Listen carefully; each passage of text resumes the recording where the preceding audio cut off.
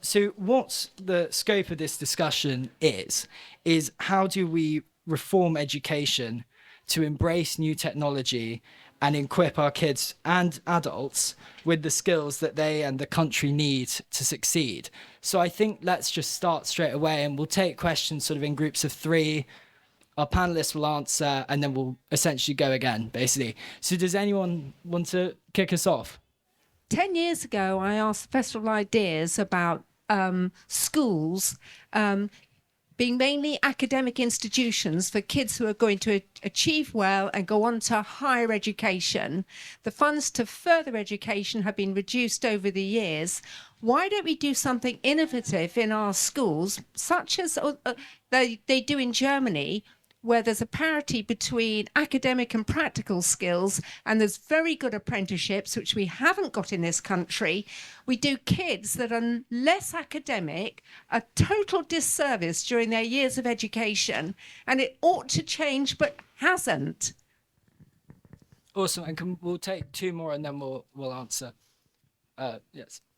I just wanted to add, specific examples. Obviously we want to focus, as a nation on health, climate, AI, but there are kind of particular areas within that. And kind of the train of thought I'm going along is, if you think about the semiconductor supply chain, and what stake Europe has in that, what stake ARM, based in Cambridge in terms of the IP, kind of looking for specific examples that we're going to focus on in terms of the skills we need. Awesome, thank you. Anyone else? Yes. Well, I'll jump in. I fully agree with the lady back there. Fully agree we don't do kids who maybe aren't academically minded enough service. My question really, we're going into a very digital age. That's becoming more apparent. And, and I think the COVID pandemic really highlighted how do we sort of, kids who either don't have access to technology or who, like myself, are not particularly technologically minded, are left behind even further, and how are we going to bridge that gap going forward? Thank you. Yeah. Those are all brilliant questions. So James, would you like to start off? Yeah, thank you very much. And that was a brilliant first question. And actually you pointed out very well the difference in systems. But of course, what really struck me about that was this dilemma we have of a system which is based on what's called academic excellence, and yet it's not based on educational excellence. So what we're really interested in is actually developing those skills that enable people to understand, young people to understand how they learn, how they develop their learning, to gain curiosity, resilience, leadership, and all of those things. We certainly need to look at a system where we have a broader base, where there's opportunity for all the things you mentioned to be every bit as important as a high academic degree. If everybody had gone through the education I had and ended up with an English degree, we'd be in an awful lot of trouble right now, because that doesn't teach you to do much. But what it does teach you to do, and what we need to develop, is a whole aspect of thinking skills. And I just wanted to pick up on the third point. I think you said you're not technologically minded. Not particularly, no. Well, if you had been taught in a way that actually taught your skills, your understanding of your strengths, you'd have had a much better chance of being that. I think those are crucial elements for me. So I have a background in industry, telecoms, technology industries, and I really believe that there's an urgency with building up those skills within our children, that actually we need to think wider than the normal curriculum, which is in industry, we talk a lot about playing, experimentation, creativity, to use digital technologies to totally rethink and reinvent new kinds of services. And there's an urgency in doing that, and we need to build up the next generation, because actually the superpower going forward is all about learning how to unlearn, relearn, and adaptive learning. And those are the kinds of skills we need to put into our children, and I can't emphasize that enough. I think digital and technology, we're almost looking at technology as a great democratizer. So, and we know moving forward with things like AI, for example, inclusivity, and equitable opportunities for everybody is absolutely critical, because the next generation of AI, machine learning, we need to get a diverse group of people actually doing the programming and coding, because we can't have one group of people doing that, because actually from a society viewpoint it'll cause quite a few implications and problems for us. So I totally agree with some of the questions that we've had. George. Well, three great questions to kick off this debate, and I agree with everything my two panelists have said.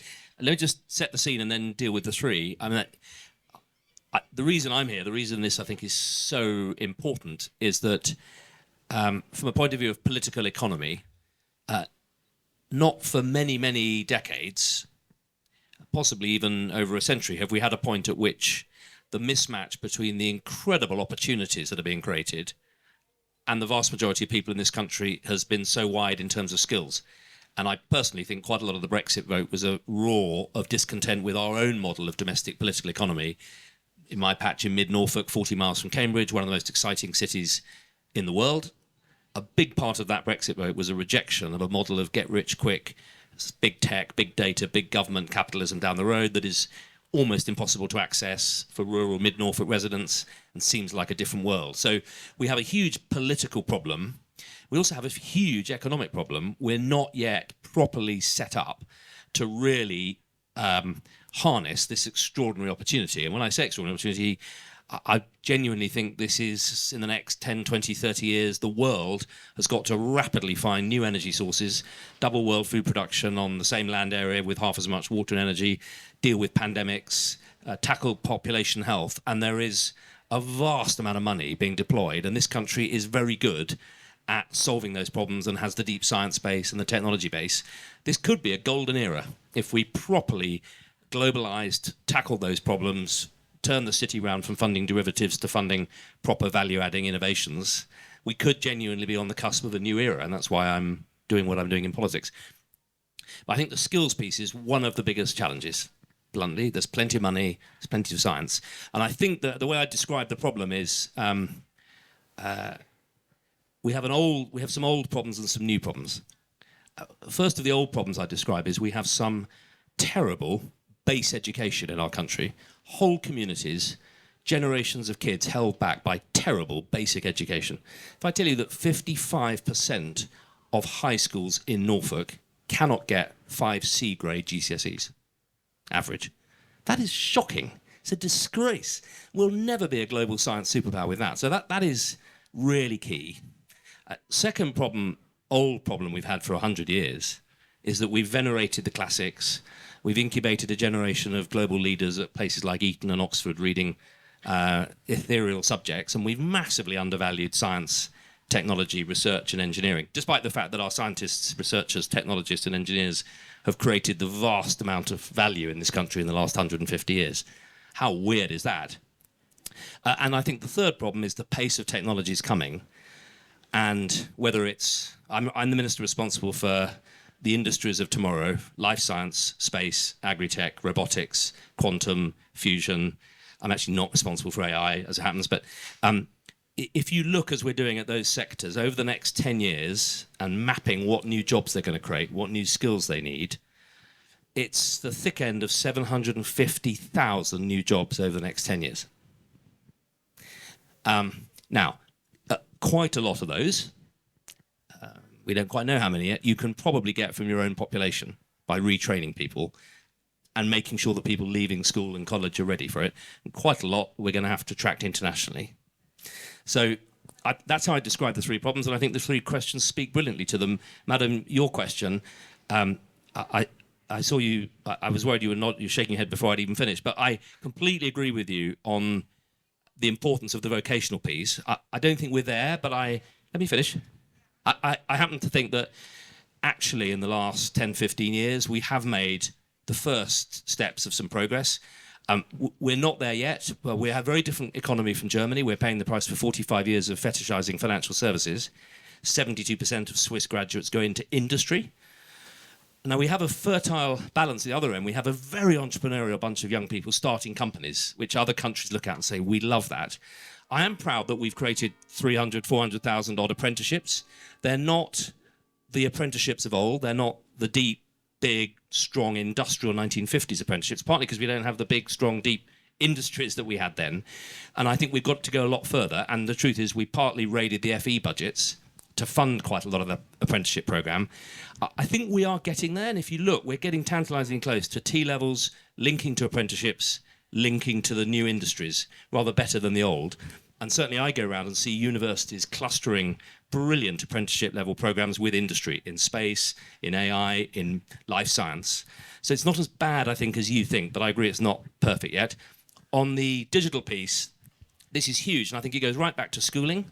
Why in Norfolk are we busing kids vast distances to big, expensive new schools and not thinking about digital technology allowing small rural schools to be connected? There's a balance. And I think to your point, Sarah, on the skills and supplies chains, we are really good at the early stage science. In semiconductors, in a lot of this, people are coming to the UK. What we haven't got is the industrial engineering skills for taking things out of Cambridge and putting them in really clever digital boxes. We've got them in pockets, but it's not a systemic skill base in our country, and we really need it to be, or else we'll end up being the research base, the lab, and not the R&D economy that we need to be. Awesome. Wow, lots of hands up. Would you like to ask the first question, and then we'll go with you and you. Piers, I hope you don't mind. I'm going to ask the audience a question first. How many people here have heard of university technical colleges? Oh, good, because I wrote the book about them. And they are specialist schools for 14 to 18-year-olds. Some recruit a little earlier, and they're sponsored by leading employers. So QinetiQ is a supporter of the UTC in Portsmouth, alongside the Royal Navy. In Scarborough, it's GCHQ. The links with employers, particularly in engineering, technology and science, have created completely new ways of teaching and engaging people in the kind of problem-solving skills as well as the educational content that the country is going to need in the future. And it's not as if every single city or town in the country needs a university technical college. My mission is to persuade other schools and further education colleges to take the trouble to find out what it is that is making a difference in UTCs so they can do a bit of it as well. Okay, thank you. And then, yes, you. I feel like I've been set up for this question, but I'm the operational head of the Yorkshire and Humber Institute of Technology. And interestingly, I'm a bit of a political geek. I do watch BBC Parliament for my sins, and I watch a lot of political programmes. That definitely makes you a geek, that's true. I listen to a lot of podcasts and so on. And particularly in education, I've never heard anybody mention the Institutes of Technology, yet they are a government initiative that has been established for nearly 4 years now, and are moving into another 5-year period.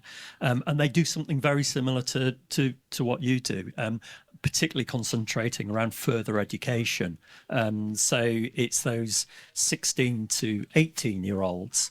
And it's building relationships with businesses, bringing what their needs are down into further education so that they are meeting the skills demands. So my question is, why aren't the Institutes of Technology, and there are now 21 of them throughout the country, they started with 12, why aren't they even being mentioned or talked about? Thank you. And just your right. Let me ask you to go further down the track into the generations, because we're talking at the moment about skills being developed up to about 25. What about the enormous legacy that now exists in the older generations, which means lifelong learning? None of this is a surprise to any of you, but it is now becoming a big restraint, for example, on the greening of the economy.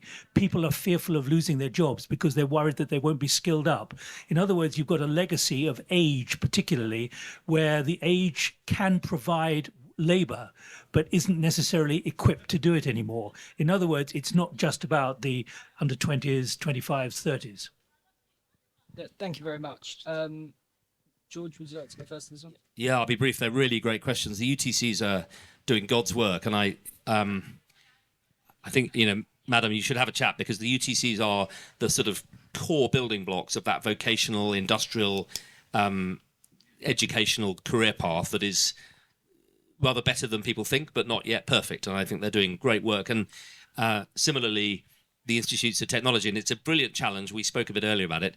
The honest answer, which I just want to share with you, is because they're DFE, Department of Education funded, in the weird way that government works, unless as a minister you are really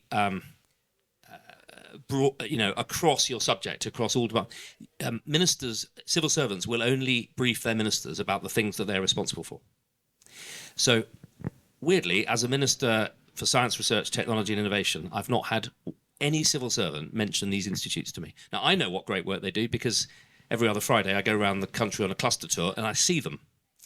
But it's a really well-made point, and I will go back and make sure that the new Department for Science, Innovation and Technology just looks across to other departments a bit more. And that's part of the reason I persuaded the Prime Minister to create the department, is that we stop working in silos and think about science, innovation and technology as a cross-government. So it's a really good challenge. And Nick, I think you've raised the really key biggest question of all. I'm quite confident that the young can adapt, that they'll learn the new skills, but how we take an aging society with a huge number of people over 50, 55, many of whom have to keep working, but fear, understandably, that they're not going to find it easy to access this new UTC vocational training path. I think it does make them resistant to change. I think that's partly why 62% of the people in Mid-Norfolk voted against the future, is that they're scared of it. They're scared of, and I can understand that, and I think it's a major challenge for us. And whilst I do think it's true that AI, and more broadly, the next accelerated phase of computing, will replace a lot of jobs, it'll create new ones, I think there's a deep fear in our society that the new ones will be only for people under 17 who are coders. I think it's a really good challenge, and I love the views of people here on how we really accelerate that reskilling, retraining piece, and how we help people adapt to this new economy. Because if we don't, we're going to find a society that is really reluctant, I think. Yeah, totally. But I defer to my co-panelists because they're right on the front line of this. Yeah, so at QinetiQ, I run a team of scientists and engineers they're at the top of their game, across a number of disciplines, everything from cyber, advanced materials, additive manufacturing, AI, and a number of other things, quantum computing. The biggest issue that business and industry has got is that without people with the right skills, and without the right technical training, we can't grow. We can't grow the economy. We can't have this science superpower. And so the kind of issues that we've been working on is that it's actually the volume of people that we need. So from a younger group, so I think the UTCs and institutes are doing a great job, but I think the work we've got to do in schools for the under 18s is to make science, technology, engineering, mathematics and art sexy again. So all those STEAM subjects, we need a national campaign that it's okay for girls and women to study physics and computing and technical design, whatever it might be. But the issue we've got at QinetiQ and in other companies, like certainly the defence industry, is particularly unique in that you have to be a UK national. So this thing of going out to going out to other countries, to in India or wherever, it just doesn't work. You've got to be a UK national to work in that industry. But I think a lot of businesses take the easy way out to go away and recruit overseas, whereas actually what we need to be doing is reskilling, upskilling, and retraining a lot of our own people. So at QinetiQ, I've got a cross-defence group going across BAE Systems, Thales, and some of the other organisations. But we're now starting to look at, for example, older workers, because we want the experience. We want people to be job ready. So we want to look at women returners, for example. There are plenty of them with science degrees, or if they haven't got science degrees, we'll teach them to code. We'll teach them Python or Java or whatever we need. For the over 50s, we've had a whole generation that's disappeared post-COVID. Where are they all? And they've got such good life experiences, business experiences, we can utilise that. So I think as a nation, and also the way in which technology is going, it's becoming very distributed. So cloud that we've all heard about, now the miniaturisation of technology where you'll have sensors, you'll have computing power, and you'll have communications links in a tiny component the size of a grain of sand. It means we can have brilliant distributed computing all over the UK, which works the levelling up agenda. You can be an entrepreneur, whether you're in Cornwall or in North Wales or up in Newcastle. You can participate in the economy.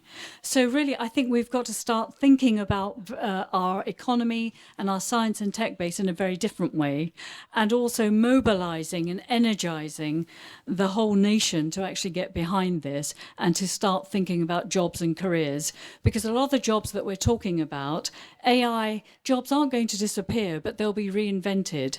Some of the jobs, we don't even know what they'll be. So that adaptive learning capability is absolutely critical, and certainly it's critical within the defence sector.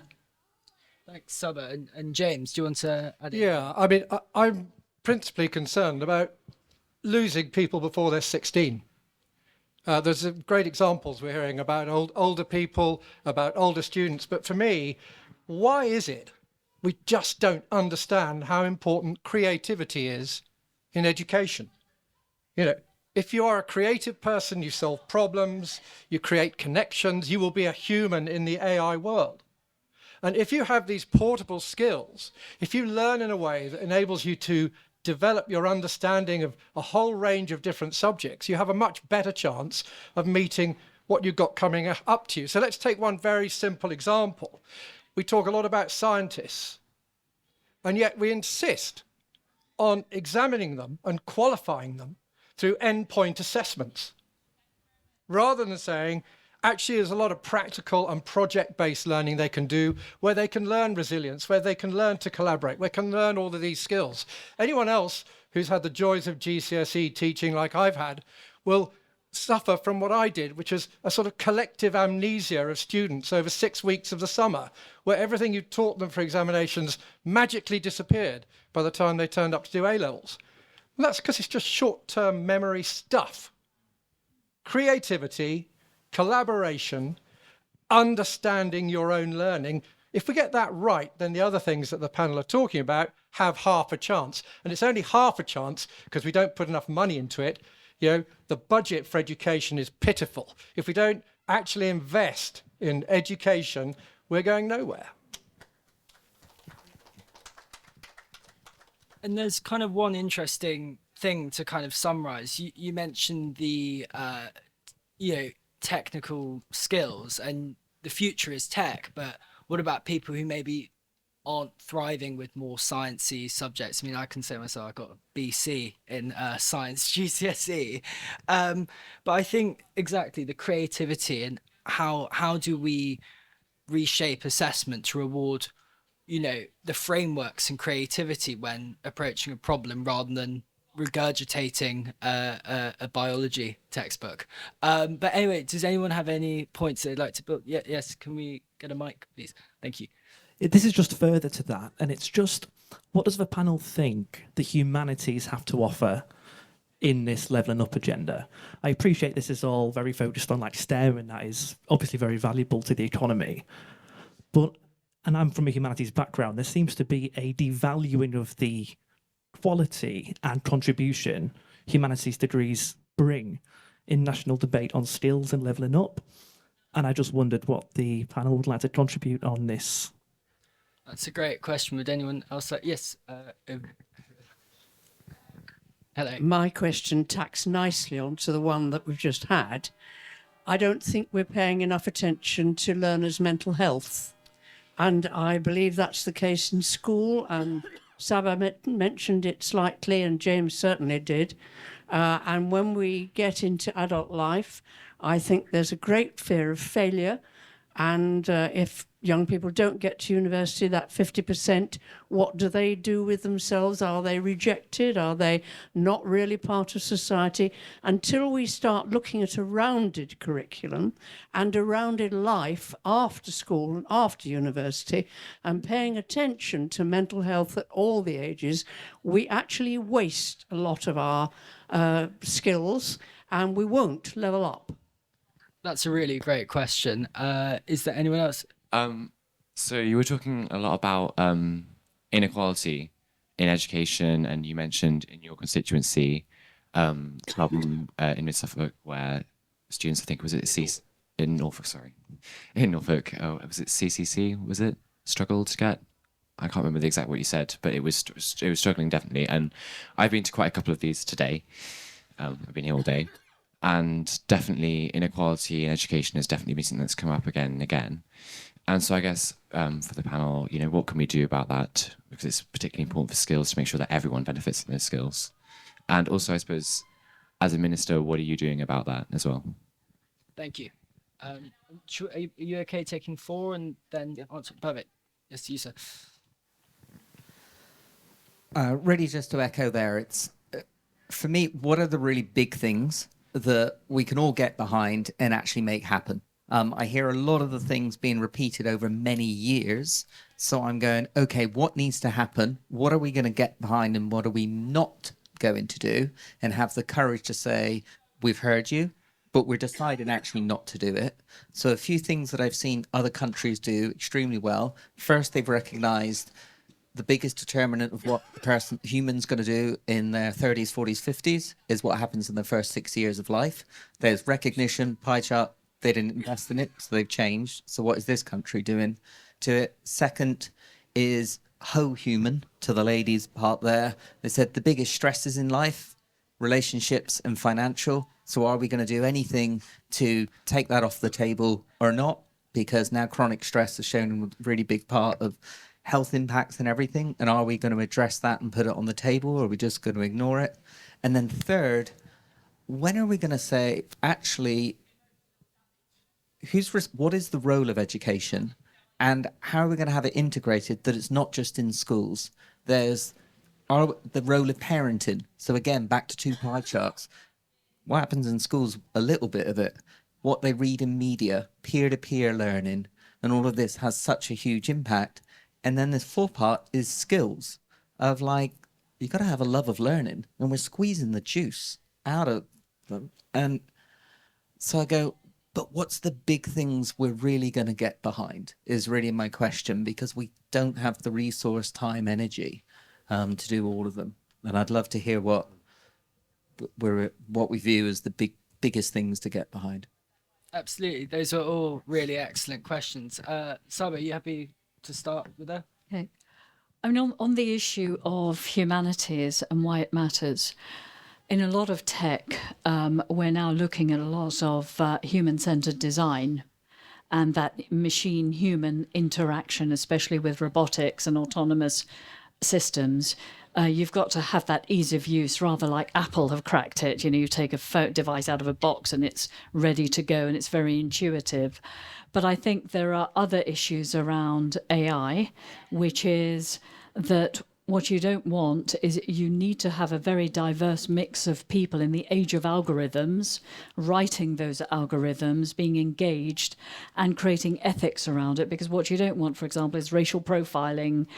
We've already had cases of Amazon and Facebook saying, I said this yesterday in our talk, that they've told us that actually their algorithms excluded women and people with funny different kinds of names, like mine, for example. They automatically excluded them, so they were always having the same kind of individuals coming up to become their software developers. So algorithms are already doing that. So we really need to bring that human element into it. The aspect on failure, I think we need to turn that on its head, because actually failure, there's something we talk a lot about in business, which is fail often, fail early, and fail fast. Why would you do that? Because it's a learning opportunity. And even in technical design or computer architecture or software design, this concept of design thinking, iteration, learning by failing, because you incrementally get better and better every time. And I think that's the message we should give to young people, that also not everybody develops well by the age of 16 to get A pluses in their GCSEs or whatever it might be.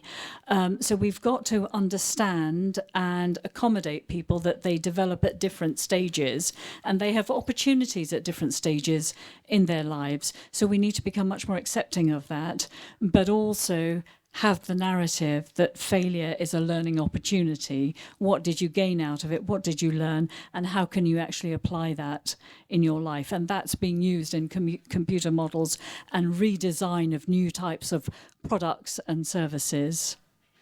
And the third element is, like I was saying earlier, that technology is a big democratizer. It's very equitable, that anybody can participate. And I always remember Stanford University had a physics program where anybody could participate throughout the world. There was a young girl from Pakistan. She was only 14. She participated, got the highest marks ever in this online learning course, and Bill Gates offered her a platform at Davos. So what I'm trying to point out there is that anybody who's got the will and the inclination, the opportunities are there. It's our role to motivate people to get involved, get engaged. Awesome. James, would you like to come in there? Yeah, thanks very much. Great points. Just talking about our perspective at the Learning Skills Trust. I mean, we actually insist our members follow a broad curriculum. You can't lop stuff off. You've got to do everything, because everything's important. We have a great accent on mental health. We look after the well-being of our teachers, and we look at the well-being of our students. And when our students move through into years 9, 10, 11, we're not just dealing with subjects, we're talking about real life problems. What are you going to find when you go out there? What are the things that are going to cause problems for you? So that's part of it. But right at the heart of it is if you look at what a 21st century learner has to be able to do, it's to be able to show a blend of knowledge, character, and skills. And you achieve that by actually talking and developing your national curriculum design. Across the globe, curriculum design is bringing in, or already has brought in, creativity. What do we hear? Core subjects. It's very, very difficult for schools in this country when there is such an accent on achieving in core subjects by which they stand or fall, which means they don't have the opportunity to be broad and do the things they want to do. And so it's curriculum design. And until we in the education sector catch up with that and persuade those who have the power to say that actually curriculum design has got to embrace creativity, till we do that, we're going to be putting sticking plasters on it at 16 plus. As I said, I'm really worried about the younger people, because younger people actually then develop these skills that we need. So it's hugely important. But the inequality in education is shocking. And George, anything to summarise? I think that. Do you want to use? Yeah, I think they're great points, and this is a really great debate, Piers, well chaired. Let me try and take the four in turn. Firstly, on humanities. So I'm responsible for all the humanities research, and actually there is a huge role for the humanities in this new economy. We've just launched the SHAPE, the Science and Humanities Spin-Out programme. There were 400 startup companies at the British Academy. and they're driving new thinking on behavioral insights on net zero. They're driving gaming, the clusters around some of the digital economy. So I think when when people hear the word humanities, they think of some sort of ethereal Sebastian Flight character at Oxford reading Cicero. The humanities are a very broad range of skills, science and interdisciplinary thinking, creative thinking, that are absolutely key to some of our biggest industries, from the creative arts to the BBC to media to. So it is. I think it's in public perception. I don't think many people in government think that it's a wafty and irrelevant subject at all. But I think we perhaps don't talk about it enough in those terms. So I'm pleased to have the opportunity to do so. To your point, which I thought was really well made, was really sort of about this country taking a bit more responsibility for its young people, for its skills, for its place in the world. I think you're right, and I think that's why this conversation is so important. We're not going to suddenly be able to do everything, and I think we need to think in lots of fields, where are we really good, where are we really weak, where are the gaps we have to fill fast, and where are the strengths to play on.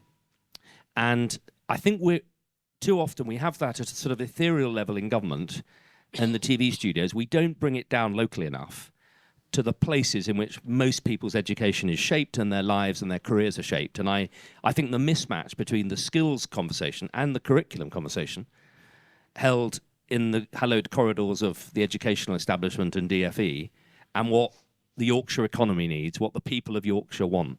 That gap, I think, is every bit as big as the gap between those getting 8 A stars and those getting 5 Cs. And I do deeply think that if we connect better to the local place and economy and culture, we'll help to do that better, as well as the country having a skills plan, which I'm working on. I think, to your point, you're absolutely right. I have never known young people in this country more depressed. And it's a serious problem. And it's driven by, I think, a whole raft of things, from AI to social media but something else. I think there's a deep feeling that the future is going to be done to them, that they're not empowered. They either feel highly qualified and massively stressed to go and change the world and then retire at 50, or they feel like they're thrown on the scrap heap. And that is a really serious problem. And I think there are various answers to this. Some of it is that core skill piece. And James, I feel the pain, because in some areas where children are leaving school and they just haven't got the basics, we have to get that right. There's no point not being able to spell, add up, or talk and sit having conversations about creativity. You have to have the basics. But we have to equip and properly fund our teachers. And I hear you loud and clear on the curriculum creativity. There's a balance between making sure that no child can leave any school in this country without 5 C grades. It's not a particularly stretching ambition, and it's just, we really do need to make sure we get that right. But also then, when we've given them that platform, allow that sixth form curriculum to be more citizen basing. And you put it beautifully, the skills, the 3 things you said: the knowledge, character and skills. And of course, the greatest schools in this country, they get the curriculum out of the way as quickly as they can by lunchtime and spend the afternoon doing character, creativity and interdisciplinary stuff, which is very, very important. And I think, to the question the gentleman asked, the guy kindly brought me the water, what am I doing about it? Look, as an MP and as a minister, as an MP, one of the reasons Norfolk kids are depressed is that they feel like the Cambridge tech revolution is passing them by. And if you're unlucky enough to be in one of the bad schools in Norwich or Yarmouth or Thetford or Cromer, you're struggling to get 5 Ds and you're really left behind. So in my county, what I'm trying to do is put our businesses together with our left behind schools. I've set up the Norfolk Way Enterprise Project, which is about promoting enterprise and entrepreneurship, technical skills. We run a bursary program. So I did this in Norfolk to bring together the innovative companies and the schools, not the A grade winning schools, but the schools in Yarmouth and Cromer. And we do a Best Science Award, a Best Technical GCSE Award, give kids bursaries into the new economy. Because too many of our teachers aren't properly aware of what is being created in their own area. And I think that powerlessness, that sense of not being connected, is really, really corrosive. And as a minister, you're very vertically responsible for the things you're responsible for. And I'm going around the country identifying the 25, 30 key geographies that are driving this new economy and doing skills maps for all of them, and then sitting down with DFE and saying, listen, Yorkshire in the next 10 years is going to need 20,000 coders, 15,000 bioinformaticians, 20,000. Please, can we have a map? And can we sit down with the FE and HE and business sectors and fund it? So that's what I'm trying to do, because I think that disconnection is deeply depressing, and it's not essential. I mean, we can solve this, but we need to take the conversation down to the real level. Awesome. Well, we've got not very much time left. There's about 5 minutes left. I'm really sorry, sir. But I thought it'd be best to summarize kind of the key learnings from the debate. I think the theme I heard the most was about that lifelong learning. So how does the curriculum create the frameworks for our young people to be learning throughout their lives? Also, the greater alignment between different government departments to know what's going on in different spaces. And then within defence, the importance of we really need the domestic talent here. This is not something we can import. And then finally, how do we tackle those sorts of inequalities within the education system? So we have to accept that one size does not fit all, and particularly enabling creative students to flourish, enabling the science students to flourish, and making sure that no one's left behind. Would any of the panelists like to make a very short kind of 1 minute summary? Well, Saba first. Yeah, I didn't want to make a summary, but I just had one comment, which was around teachers. Yeah, obviously very, very busy jobs, but how on earth, with accelerating technology and science, how on earth do you, as a teacher, keep up to date with what you need to know? So we almost need to think about new models that help and support those teachers, or increasing those links with business or experts that can then be an adjunct to the teachers to help on the technical skills journey for young kids. Absolutely. And James? Yeah, well, I mean, what's heartening is getting such interesting questions about education. That makes me glow. I love talking about education, because I believe it's the absolute foundation stone of everything we do. And when we leave the tent, rather than just saying, well, it's a shame, isn't it? It's just as it is. Actually, we know what we've got to do. We know that we can talk to people about it. And I remain eternally optimistic that we will be able to do something about it. It's been a lifelong mission. And as you can see by the colour of my hair, quite a long one. But the bottom line is, if we all have a resolve about this, we can make things change. And it's really important that we do so. Thank you. And George? Well, I just observed that I was in business 15 years before government, as you've put it. Any great business, in fact, any great organisation will tell you that the most important asset is its people. And if they're a great organisation, they mean it. And it means that they put a lot of time into recruitment, into training, into nurturing people's careers, into building teams of different skill sets that work together. And I just, to your point, sir, observe that as a country, I don't think we talk enough, think enough at any level about that, our people. How we nurture the great cohort of energy, aspiration, ambition, insurgent impatience in this country. Channel that as a country, and we will be shooting up every league table you want to be in. And I just observe, I've never known a time in my life, I don't think it's just my age, where the young have been so depressed, and so many people in positions of leadership are either in positions of leadership and depressed and exhausted, and broken by a machine that doesn't seem to work, or they've done very well for themselves and they're not taking responsibility. And if this was a company, I would look and say, where are all the people who made a lot of money and left this business? Why aren't they on the board? Where are the alumni? Why aren't we? I just think we're not elevating this conversation to a high enough level. And it shouldn't be beyond the wit of a great country like this to get our youngsters leaving school at GCSE. Everyone has, let's set the ambition. Everyone has 5 B grades in the basics. It should be A's, really. But, I mean, let's go to B's. And then beyond that, let's give our teachers a bit more support and freedom in the curriculum in the sixth form to develop the inquiring minds, the deep inquisitive skills for the new economy, and then keep the revolution going of skills connection. And I would throw in a big dose of devolution, connect businesses to local government, to public services.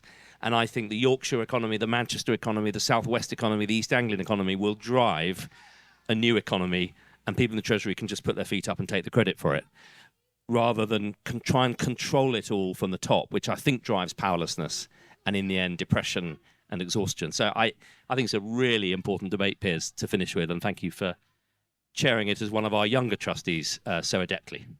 Thank you so much. So thanks, James, Saba and George for taking part, but most importantly to you for coming along and asking, really, really interesting questions that strike to the very heart of why we're in this not so great situation. But thank you very much.